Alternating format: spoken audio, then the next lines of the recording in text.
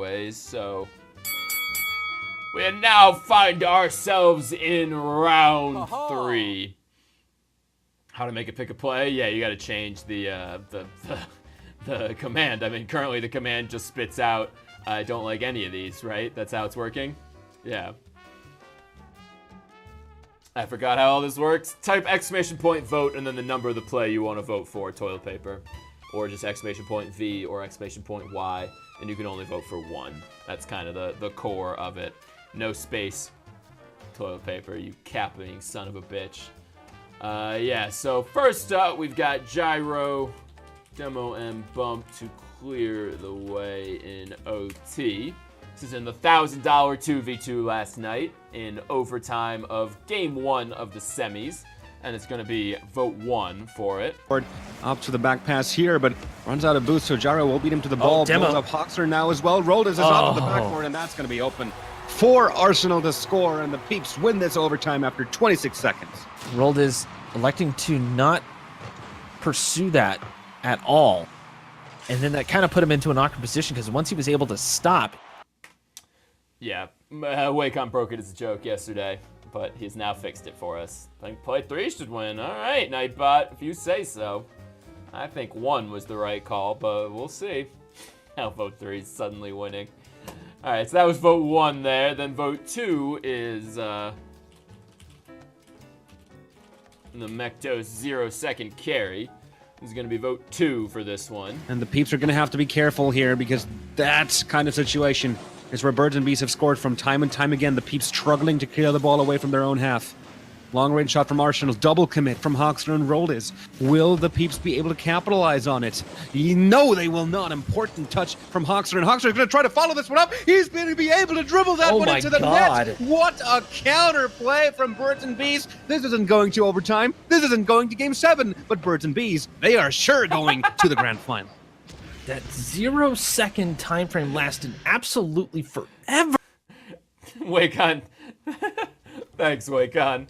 Anyways, yeah, I think this is my pick actually right here. With the I don't know, it's just a cool play. The other one's sort of unremarkable, and this is Game 6 of the semifinals, whereas the other one is Game 1 in overtime versus Game 6 to avoid overtime. I don't know, that's vote 2 for that one there. There's editing the command. Error command does not exist. Nightbot picks. You lost the T right here.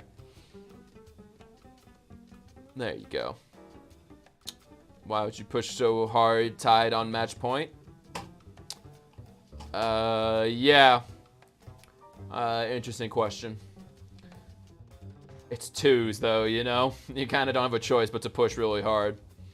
So that's 2, and then last up here is vote 3 for, shit. Who was this? Sith. The Sith triple tap. This is going to be vote 3 for this one.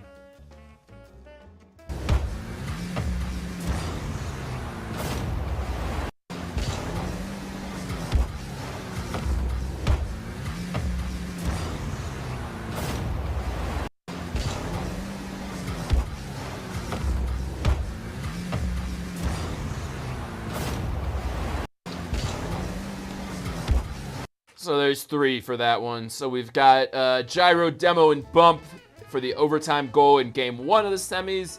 Then Mektos' 0-second carry to win the game, to win the series in Game 6 of the semis. And then Sith's triple tap that we just watched, you know, hits it off the back wall, gets the flip reset, knocks it in.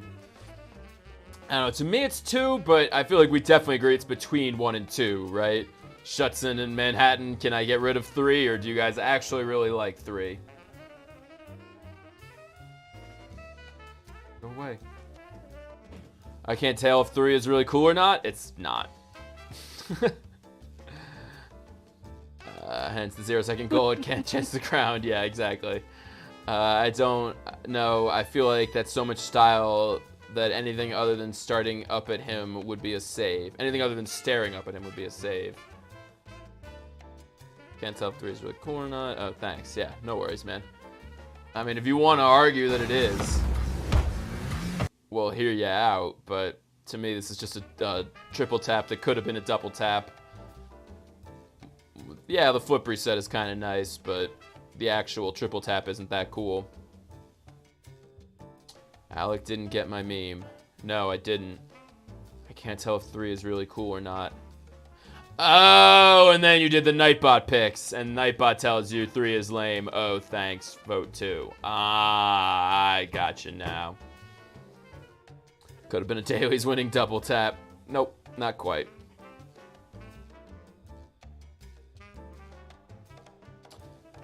I do love your spelling of dailies, though. Toilet paper.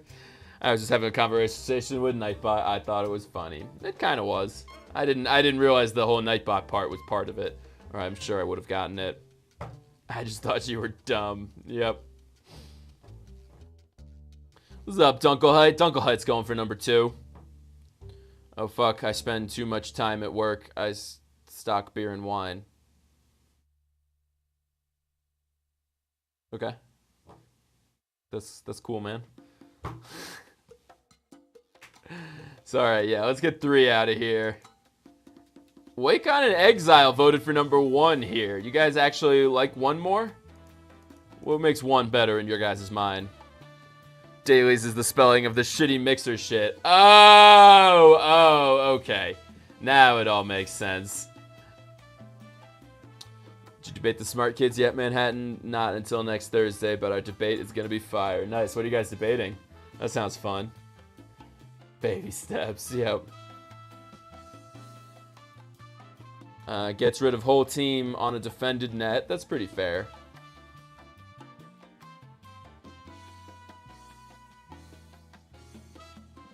Tough bump on that second one, too. I like 1 more because it's unconventional. Demo bump rather than flashy goal or passing goal. Okay. Let's go back over to 2 for a second. 2's got toilet paper, Manhattan, and Dunkelheit on it. And Manhattan with the verbal full team demo. Yep. 1 is just harder than 2.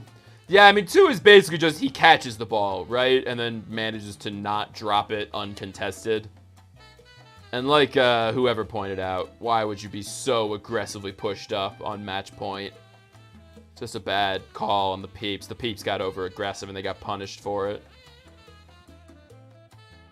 Yeah, I mean, that's a nice catch right there. But that's really what it comes down to there. I mean, he demos 1 off the wall and a bump out of the air. For the win, this is debate team. That's where 2 dies for me. They could have given themselves a chance. It's nice, but not hard. Yeah. All right, so it looks like we're leaning towards 1. I mean, toilet paper and Manhattan, you guys have votes on 2. I wouldn't mind if you switched them over to 1 if you're feeling number 1. Otherwise, I'm going to need you to put up an argument for this one. It's called the Life Raft debate. Essentially, the world ends, and you have to pick a person to help rebuild / establish society. Do you pick someone with an expertise in the humanities, history, philosophy, or someone in the math / sciences? I have to pick one of those 2? I can't just pick like a, you know, I don't know, like a pro athlete or something. I feel like I would pick like 2 pro athletes probably. Like what the if the world ends and it's just the people on a life raft. Like what the fuck is the point of science if all you've got is like 6 people in a life raft? You know, like we all know basic science that we're gonna be building at that point.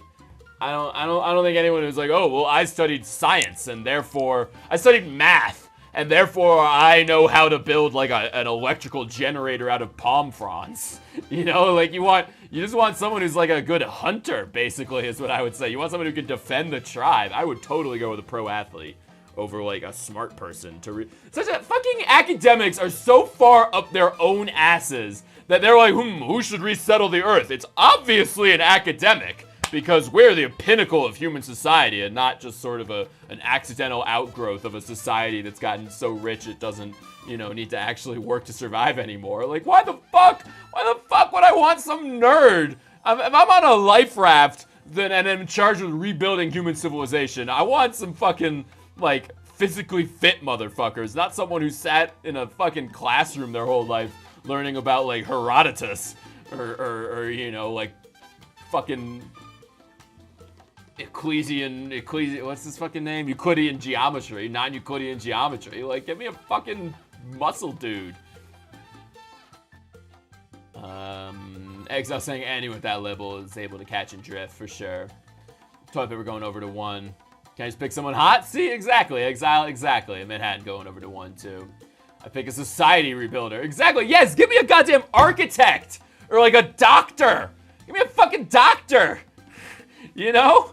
At the very least, someone who went into medicine, which I guess is probably the STEM side of the debate, but I'm definitely taking an athlete or a doctor. A male athlete and a female doctor. That's who I'm going with on my life raft. If I can have more people, then maybe we can have, like, I don't know, an engineer and an architect and maybe a botanist. A fucking botanist would be great. A botanist or a fucking whatever the animal version of a botanist is. Like, you know, I want someone who's going to know how to, like, handle the island we land on. Not someone who knows about, like, you know, calculus. I pick a fat ass, more food. Now you go to another Earth, essentially. It's like starting over. Okay. Stand by everything I said. I think it's the same if it's like another planet versus, you know, a deserted island. Society builder, then, yeah. To become an academic, you have to be full of yourself. Yeah, pretty much. Why the fuck would I want a nerd? As the programmer nerd debating video game scopes with other nerds. Yeah, because I'm not trying to resettle society right now. If that were my main concern, we're resettling society, I wouldn't be hanging out with you guys. I don't know, some of you guys are cool. Some of you guys might be good for resettling the Earth. But I would still definitely be talking to, like, some football players or something, you know? And an engineer and a doctor and everything I just said. You know, I'm the best humble person in my entire college. We got assigned the humanities portion. It's gonna be good, I think. I mean, I definitely wouldn't. I understand how debate works and that you now have to argue that side of the debate, but that's definitely not the side I would want. It's the dumber of the two dumb sides. Botanist would be awesome, yeah, right? Biologist, that would be cool as well. Or is that the animal version of it? Yeah, I think you're right. I'm a survivalist, so don't pick me. I don't know. I prefer society collapse and scavenging. Yeah, so you would do that, and then, like, your great-great-grandkids could start talking about, like, actual society again, but you could totally. I don't know, Exile, I think you'd be pretty good. I'm a sharpshooter in the Division 2. I mean, I wanted the humanities side, and they wanted the sciences, so it wasn't a huge deal. Oh, okay. You don't have bullets, so useless. I assume you start naked and hope you spawn in a warm biome. Yep. I don't know. I guess the argument for humanities is you could build, like, a just society or whatever. But again, I feel like, you know, justice isn't really a thing until you've got, like, 1,000 years of societal evolution behind you and you've got, like, you know, a stable economy basically that's built up around, like, farming and fishing and hunting and gathering and you know, house building and shelter and all that sort of shit. I definitely would not want, like, you know, some historian or, like, a political scientist as on my life raft. Is this like a RimWorld situation? Because I'm terrible at that game. I never played RimWorld, but I played the shit out of Factorio. So yeah, give me an engineer like the Factorio guy.